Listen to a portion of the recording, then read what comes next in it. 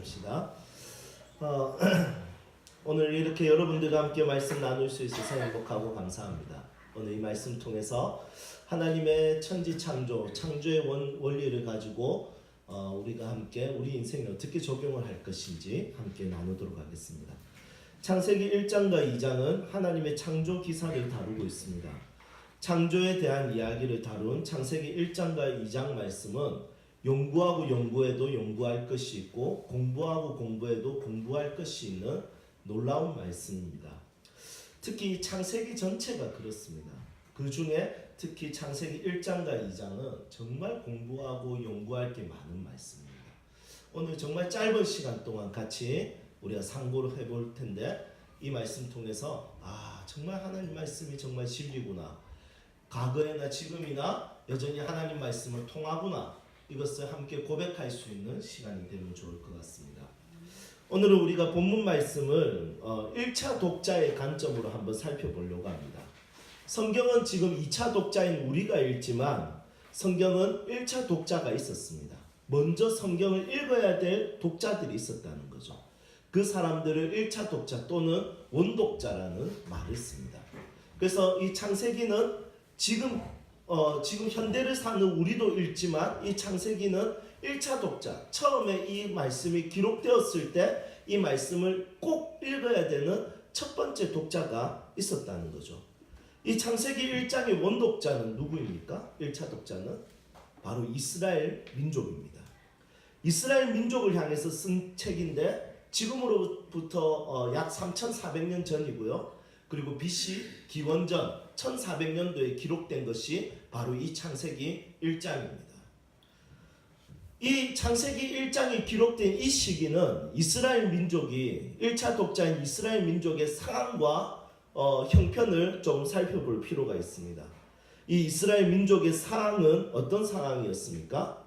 430년 동안 이집트의 노예로 있었습니다. 그리고 이 이스라엘 백성들은 이 이집트의 노예로 있다가 이제 탈출하게 되고 사막에서 40년 동안 있었습니다. 바로 이 사람들이 1차 독자이며 원독자라는 것입니다.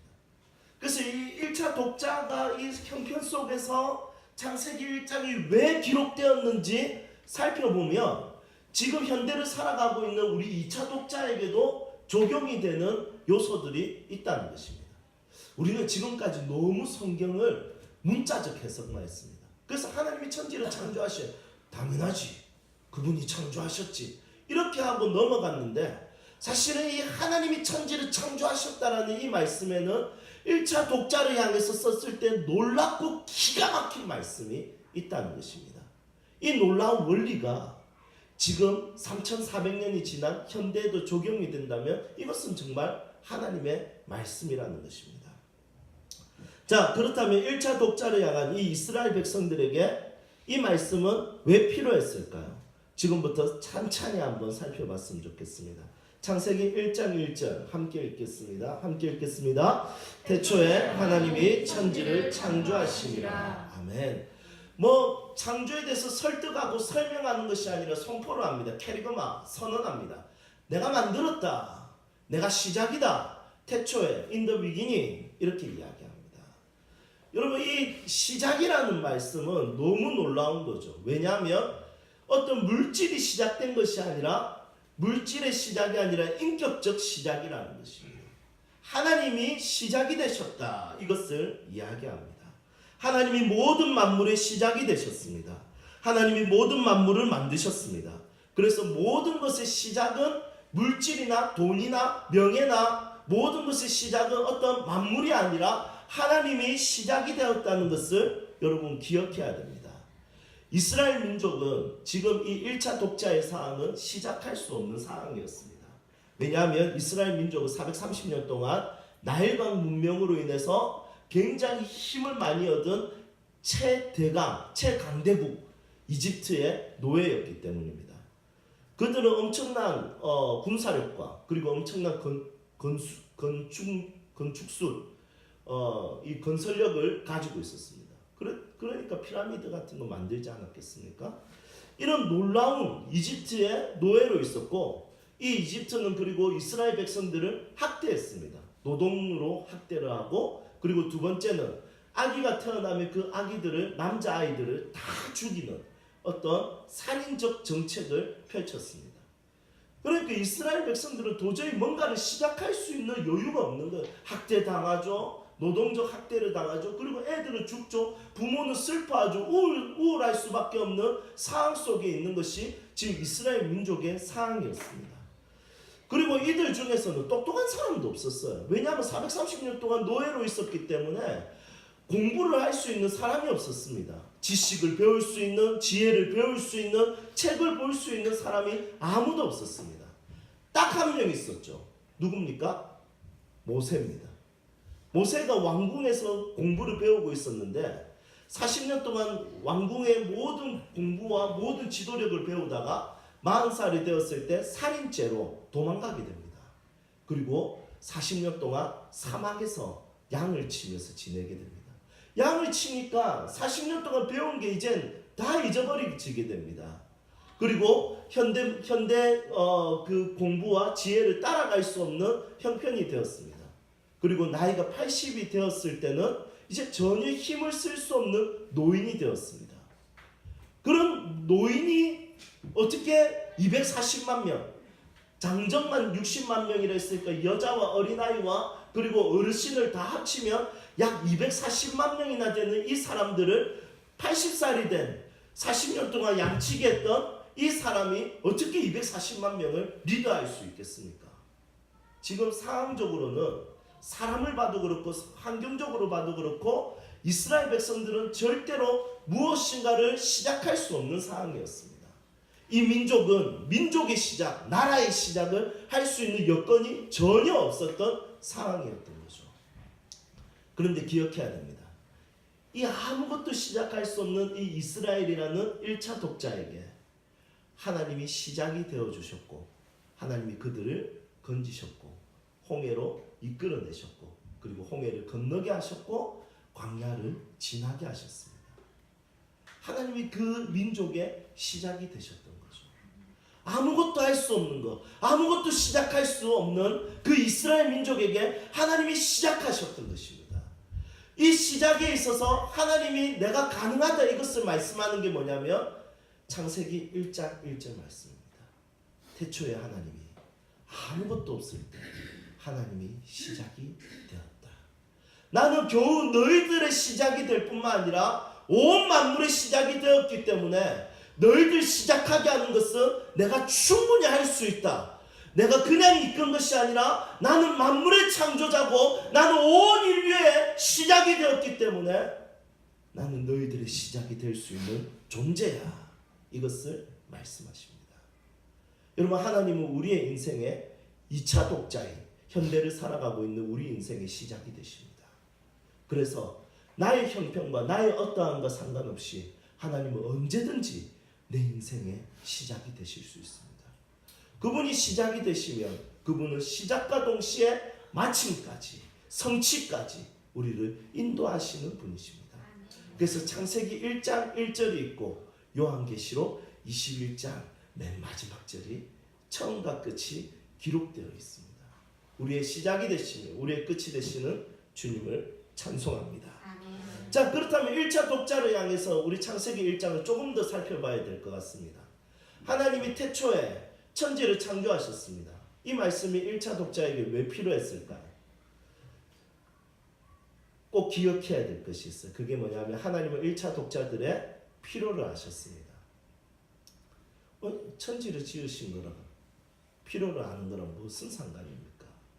여러분, 이렇게 질문할 수 있지만 조금만 묵상해 보면 압니다. 1차 독자는 땅이 없는 독자였습니다. 1차 독자는 430년 동안 어떤 땅에서 노예로 있었고, 그러니까 그 땅은 그 이스라엘의 땅이 아닌 거죠. 그리고 40년 동안 광야를 다녔습니다. 땅이 없는 거예요. 그리고 이제 땅을 하나님이 언약하신 땅으로, 가나안이라는 땅으로 이제 들어가려고 하니까 그쪽에는 아낙 자손들, 거대한 거인들이 살고 있었습니다. 그러니까 그 땅을 가지기에는 너무너무 어려운 상황이었습니다. 그런데 하나님이 어떻게 말씀하시냐면 그 땅 내가 지었다. 너에게 필요한 것이 땅이라는 것 다 안다. 그런데 그 땅 내가 지었어. 너의 필요는 내가 채울 수 있어. 네가 땅 필요하냐? 그 땅 내가 지었다. 이렇게 말씀하십니다. 땅의 소유가 가나안 족속이나 이집트 족속들이 아니라 땅의 소유는 하나님의 것임을 이야기하고 그 땅을 이스라엘 백성들에게 주겠다고 말씀하십니다.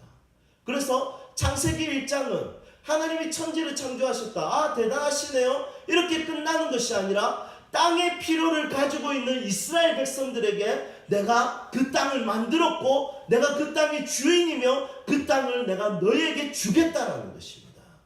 이스라엘 1차 독자의 필요를 정확하게 하시고 그 땅에 대한 하나님의 주권을 말씀하고 계십니다. 여러분, 우리는 2차 독자입니다. 현대를 사는 우리에게 우리 하나님은 어떤 하나님입니까? 우리의 필요를 너무너무 잘 아시는 분이십니다. 우리의 필요를 너무 잘 아시기 때문에 우리가 무엇이 필요한지, 어떤 상황인지, 어떤 환경인지 다 아시고 하나님은 우리에게 말씀하시는 분이십니다. 우리의 죄의 문제, 우리의 실패의 문제, 절망의 문제, 아픔의 문제, 경제의 문제, 육체의 문제, 여러 문제에 있어서 하나님은 그냥 내버려 두시는 것이 아니라 우리를 붙들기 위해서 나는 너의 필요를 안다라고 말씀하시는 분이십니다. 여러분, 참 이게 말씀이 신기합니다. 1차 독자를 향해서 내가 땅을 지었다. 하늘만 지은 것이 아니라 땅을 지었다. 여러분, 이거 참 너무 중요한 말씀이죠. 왜 하나님이 땅을 지으셨을까요? 하나님께서 인간을 만드실 때 육체로 만들기 위해서였습니다. 여러분, 영으로 만드셨으면 땅이 필요가 없습니다. 우리 다 날아다니고 우리 고스트 뭐 이런 형상으로 날아다니고. 그런데 날아다니는 영의 어떤 공간이 필요 없는 영으로 만들기 위함이 아니라 육체로 만드시고 거기에 생기를 불어넣으셨습니다. 하나님은 우리의 필요를 너무 잘 아시기 때문에 땅 없는 곳에 그냥 육체를 만들어서 둥둥 떠다니다가 호흡곤란으로 죽게 만드신 것이 아니라 차근차근 만드셨습니다. 우리에게 빛이 필요했으니까 빛을 만드시고, 먹을 게 필요했으니까 식물을 만드시고, 바다가 필요하니까 바다를 만드시고, 모든 것 하나하나를 구체적으로 만드셨습니다. 왜요? 하나님은 우리를 육체로 짓기로 작정하셨고 계획하셨기 때문입니다. 그래서 그 육체에 필요한 모든 상황과 환경들을 하나님께서 이 창세기 1장을 보면 차근차근 만드셨습니다. 마찬가지입니다. 하나님은 우리의 필요를 아십니다. 우리 하나님, 뭐 육체의 것을 그렇게 구하냐, 세상의 것을 구하냐, 너희 가족의 것을 구하냐, 너는 영적인 것을 사모해, 나를 사모해, 이렇게 끝이 아니라 하나님은 우리의 필요를 다 아시고, 다 아시기 때문에 하나님은 육체에 필요한 것들을 이 땅에 지으셨다는 것을 고백해야 됩니다. 여러분들의 삶의 형편이 어떤 상황인지 모르겠지만 여러분들의 삶의 형편을 하나님이 너무 잘 아시고 하나님은 그것을, 그 필요를 채워주기를 원하시는 분이십니다. 우리 한번 옆에 있는 사람들과 함께 인사합시다. 하나님은 다 아십니다. 네, 하나님은 여러분들의 필요를 다 알고 계십니다. 우리 마지막으로 세 번째 나누도록 하겠습니다. 우리 2절 말씀 같이 한번 나누도록 하겠습니다. 우리 2절 함께 읽겠습니다. 땅이 혼돈하고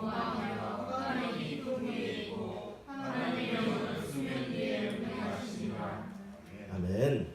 여러분, 이 2절 말씀을 보면 하나님의 창조 사역은 하나님의 독단적 사역이 아니라 삼위 하나님의 연합적 사역이라는 것을 나타납니다.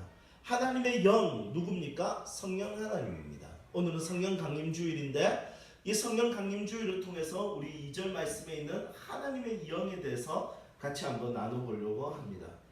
여러분, 2절 말씀에 지금 천지를 지었는데 상황이 어떠냐면 땅이 혼돈하고, 이 혼돈하다는 것은 카오스, 그러니까 질서가 없는 혼란스러운 이런 상태입니다. 그리고 두 번째는 공허하며 텅 비어 있다, 이런 뜻입니다. 흑암이 깊은 곳에 있다. 빛이라고는 하나도 없는 어두운 상태다. 그 상태는 소망이 없고 비전도 없고 아무것도 없는 것 같다. 그런데 그 자리에는 소망이 있다. 왜 소망이 있느냐? 하나님의 영, 성령 하나님이 그곳에 계시기 때문이다. 그 성령 하나님이 어떻게 계시냐? 운행하고 계신다. 여기서 운행한다는 것은 히브리어로 라하프, 좀 정확하게 말하면 라카프, 이 카하브, 이게 발음이 어렵습니다. 라카프, 이게 어렵습니다. 이 단어를 쓰는데 이 라하프, 이 단어 자체가 어떤 뜻이냐면 두 가지 의미가 있습니다. 하나는 독수리가 하늘에서 빙빙 맴도는 거예요. 그리고 두 번째는 새라든지 닭이 알을 품을 때 그 알을 천천히 돌려가면서 품는 거예요. 이 두 가지 의미가 라카프입니다. 그러니까 혼돈스럽고 어둡고 공허한 이 천지 가운데 성령이 운행한다, 이 뜻은 뭐냐면 독수리가 하늘을 빙빙 날듯이 그곳을 맴돈다는 거예요. 여러분, 독수리가 하늘을 이렇게 빙빙 나는 이유가 뭘까요? 어지러운 거 좋아해서 그럴까요? 죄송합니다. 하나님이 빙빙 나는 것은 하나님이 난답니다. 죄송합니다. 독수리가 빙빙 난다는 것은 어떤 뜻이냐면 이 먹이를 정확하게 집중해서 실패하지 않고 실수하지 않고 정확하게 낚아채기 위한 것입니다. 그러니까 목적이 있는 것이죠. 그러니까 성령 하나님의 영이 그 혼돈한 상태에서 빙빙 돈다는 것은 어떤 의미냐면 그 땅을 향한 목적을 두고 그 땅을 품는 거예요. 그리고 두 번째로 새가 알을 돌리면서 품고 있다. 저는 이제 닭을 안 키워봐서 잘 모르겠지만 닭을 키우는 분에게 이렇게 물어보니까 닭은 21일 동안 알을 품는다면서요. 21일 동안. 그래서 처음에는 이 알을 품기 시작하면 진짜 이 모이를 조금만 먹는데요. 조금 먹는 그 시간 빼고는 24시간 또 계속 품고 있는 겁니다. 그런데 알이 이제 부화하기 직전에는 정말 이게 24시간 동안 모이도 안 먹고 집중해서 그 알을 그냥 계속 품고 있답니다. 그래서 물어보면 왜 그 양계장 하시는 사장님들께 그 알을 왜 돌립니까? 이렇게 물어보면 나도 모르지 이렇게 대답하시더라고요. 그래서 제가 우리 네이버 지식에 한번 물어봤어요. 물어보니까 이 열을 골고루 주기 위해서 이렇게 알을 돌린다. 그러니까 이 보호하는 거죠. 그리고 생명이 나타날 수 있도록 기다리는 거죠. 그래서 성령 하나님의 그 역할이 뭐냐면 두 가지 역할이 있는 거죠. 하나는 목적과 계획을 가지고 운행하시는. 여러분, 어떻게 보면 혼돈한 상태, 어떻게 보면 텅 비어 있는 상태, 어떻게 보면 어두운 상태에서는 목적을 다 잊어버릴 것 같아요. 여러분, 우리가 혼돈할 때 있잖아요. 우리가 아플 때 있잖아요. 우리가 괴로울 때 있잖아요. 그때 목적이고 뭐고 다 필요가 없는 거예요. 그냥 눈물밖에 안 나는 거예요. 그냥 아픔밖에 없는 거예요. 그런 상황 속에서도 성령 하나님은 우리의 목적을 잃어버리지 않으세요. 뺏기지 않으세요. 목적을 가지고 우리의 삶에 함께 하세요. 우리 안에 거하세요. 우리를 인도하세요. 우리를 이끌어 가세요. 그래서 성령 하나님은 어떤 혼돈과 어떤 공허함과 어떤 어두운 상황 속에서도 우리를 향한 목적을 잊어버리지 않으시는 거예요. 여러분, 1차 독자들은 지금 광야에 있는 거예요. 광야에서 정말 먹을 것 힘들고 마실 것 힘들고 이 240만 명이 정말 이동하는 게 쉽겠습니까? 너무너무 어려운 상황입니다. 모세가 재판을 하는데 여러분, 지금 법이 세워진 지 얼마 안 됐으니까 이게 어떤 도덕적 어떤 기본 법이 지금 힘든 상황인 거예요. 10계명을 받은 지가 얼마 안 되니까. 그러니까 저거들끼리 막 싸우는 거예요. 백성들이 240만 명이 이거 내 거야, 네 거야, 이 땅 우리 거야, 이 텐트 우리 거야, 여기는 내가 자는 곳이야, 이 양 네 거야, 네 거야. 이것들 맨날 싸우는 거예요. 그러니까 모세가 너무 재판하는 게 힘드니까 어떻게 하냐면 이제 백부장, 10부장, 백부장, 천부장을 그때부터 세우기 시작합니다. 여러분, 이 말은 그 지역에 지금 아픔이 가득한 거예요. 이 말씀은 그 지역에 슬픔이 가득한 거예요. 죄가 가득한 거예요. 법을 지키기가 어려운 상황인 거예요. 혼돈한 상황인 거예요. 그런 상황 속에서 자녀를 키우고 그런 상황 속에서 가정을 이끌고 유목생활하는 이 240만 명의 민족 속에 질서라고는 찾아볼 수 없고 빛이라고는 찾아볼 수 없는 그들에게, 그 1차 독자인 이스라엘 백성들에게 하나님이 어떻게 말씀하시냐면 그 가운데 함께 가시는 성령 하나님이 목적을 두고 너희들에게 일하신다는 거예요. 여러분 마찬가지입니다. 혼돈한 우리의 인생 가운데 목적을 가지고 우리의 인생에 여전히 함께 하시고 이끌어 가시는 하나님이 계시다는 것입니다. 그리고 두 번째로 이스라엘 백성들은 광야에 있기 때문에 보호받지 못하는 상황입니다. 그런데 하나님은, 성령 하나님은 새가 알을 보호하듯이 그 알에서 생명이 나타나듯이 보호한다는 것입니다. 이스라엘 백성들을 보호하시기로 결심하시고 결정하신 것을 이 창세기 1장 2절을 통해서 말씀하고 계십니다. 이 보호가 나타날 때 결국에는 되는 것이 무엇입니까? 3절에 보니까 빛이 있으라. 그리고 빛이 생겼습니다. 그리고 모든 질서가 잡히고, 그리고 공허하고 텅 비어 있는 그곳에 하나하나 채워지기 시작하고 어두움은 물러가기 시작했습니다. 그리고 어두운 것과 밝은 것을 나누어서 낮과 저녁이라고 했습니다. 여러분 이 말씀을 기억하십시오. 낮이 행복한 겁니까? 밤이 행복한 겁니까? 낮이 하나님의 것입니까? 밤이 하나님의 것입니까? 밤도 하나님의 것입니다.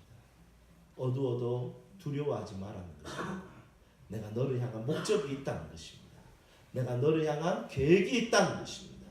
내가 여전히 너를 보호하고 있다는 것입니다. 그것이 하나님의 약속입니다. 오늘 이 말씀을 기억하고 우리 하나님의 그 놀라운 은혜가 여러분들에게 있기를 주님의 이름으로 축복합니다. 이제 말씀을 정리하겠습니다. 혹시 방탄소년단이라는 아이돌을 아십니까? 저는 한 번도 본 적은 없는데 제가 이 이야기를 듣고 너무 놀라서 여러분들과 함께 나누려고 합니다.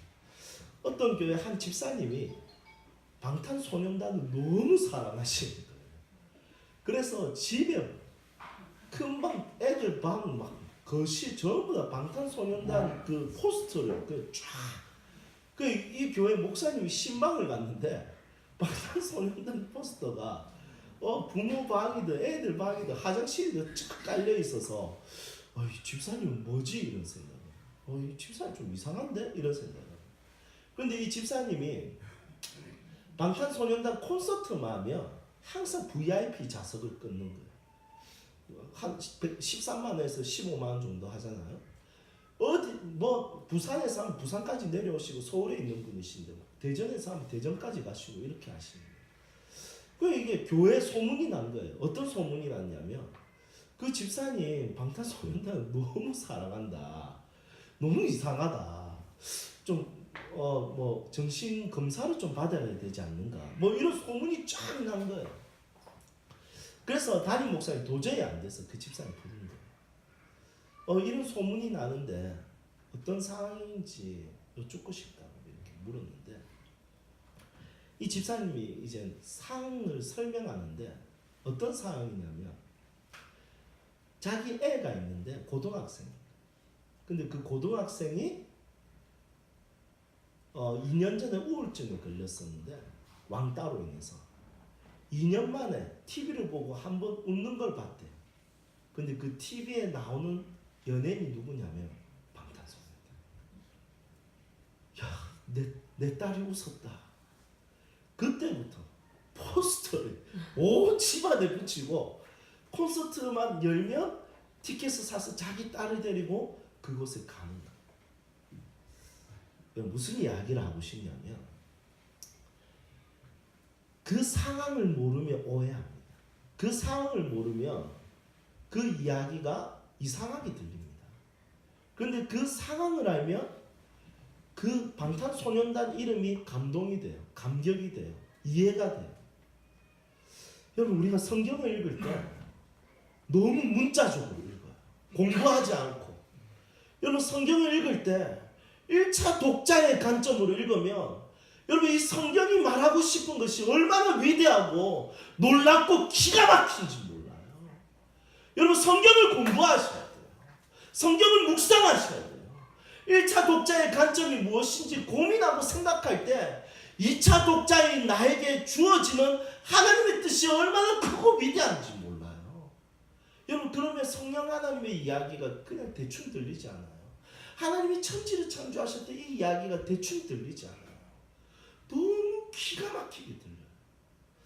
사랑하는 여러분, 이 성경에 기록되어 있는 내용이 1차 독자들에게 큰 위로와 기쁨과 즐거움이 되었습니다. 그런데 3400년이 지난 이 성경은 여전히 여러분들을 향한 하나님의 약속이며 하나님의 말씀입니다. 하나님이 여러분들의 인생의 시작이 되실 것입니다. 어떤 상황과 나의 어떠함과 상관없이 하나님은 내 인생의 무엇인가를 새 일을 시작하실 수 있는 분이십니다. 그리고 기억해야 됩니다. 하나님은 나의 필요를 아십니다. 하나님은 나의 부족함과 연약함을 알고 계십니다. 나의 부족함, 나의 불쌍함, 나를 긍휼히 여기시는 분이십니다. 하나님이 우리의 필요를 아십니다. 그리고 꼭 기억하십시오. 내 삶이 아무리 어두워도 아무리 혼돈스러워도 하나님은 우리의 인생에 대한 놀라운 비전과 계획과 목적을 가지고 계십니다. 그리고 하나님은 우리를 보호하시며 우리를 인도하시는 분이십니다. 오늘 이 말씀이 여러분들의 말씀이 되기를 주님의 이름으로 축복합니다. 아멘.